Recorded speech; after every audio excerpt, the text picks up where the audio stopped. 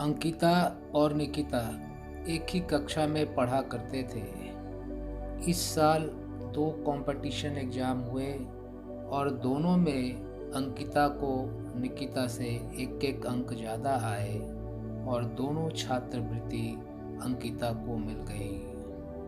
लेकिन अंकिता जानती थी कि निकिता आर्थिक रूप से कमज़ोर है, इसलिए वो चाहती थी कि एक छात्रवृत्ति निकिता को मिल जाए। वो प्रिंसिपल के पास गई और उनको रिक्वेस्ट किया कि मैडम, एक छात्रवृत्ति निकिता को दे दी जाए। प्रिंसिपल ने खुशी खुशी एक छात्रवृत्ति निकिता को दे दी और निकिता उस छात्रवृत्ति के कारण अपनी पढ़ाई अच्छे से करने लगी, किताबें खरीद ली और उसे भी अगले कंपटीशन के एग्ज़ाम में अच्छे मार्क्स आए। इस तरीके से अंकिता ने निकिता की मदद की, लेकिन अंकिता ने ये बात किसी को भी नहीं बताई। उसके मन में प्रशंसा और सम्मान पाने की बिल्कुल भी इच्छा नहीं थी। उसके मन में एक ही इच्छा थी कि वो किसी तरीके से अपने आसपास के लोगों की मदद करे। कुछ दिनों के बाद खेल की प्रतियोगिताएं आयोजित होना शुरू हुई और एक दौड़ में अंकिता और निकिता दोनों ने हिस्सा लिया।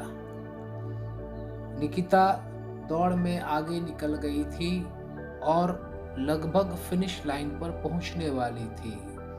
तभी उसने देखा कि अंकिता एकाएक गिर गई है और उसे चोट लग गई है। उसने जीत की परवाह नहीं की और पीछे मुड़कर अंकिता को उठाया और उसे सहारा दिया।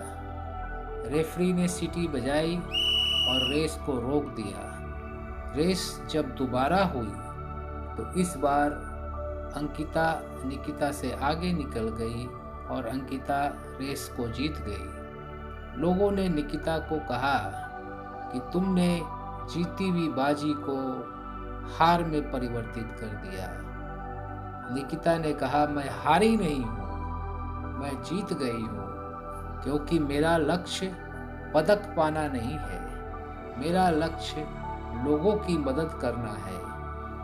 मुझे सम्मान और प्रशंसा नहीं चाहिए।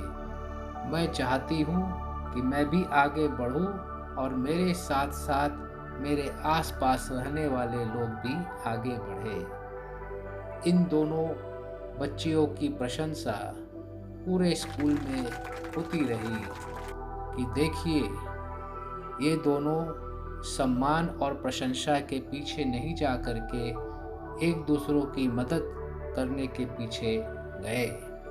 इसलिए बच्चों, हमें यह देखना पड़ेगा कि हमें जीवन में क्या चाहिए, हमारे लिए सच्ची सफलता क्या है।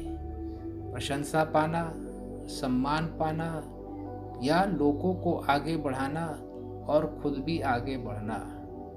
हमारे गुरुदेव पंडित श्री राम शर्मा आचार्य जी भी कहते थे कि बेटा, यह मनुष्य जीवन लेने के लिए नहीं, देने के लिए मिला है।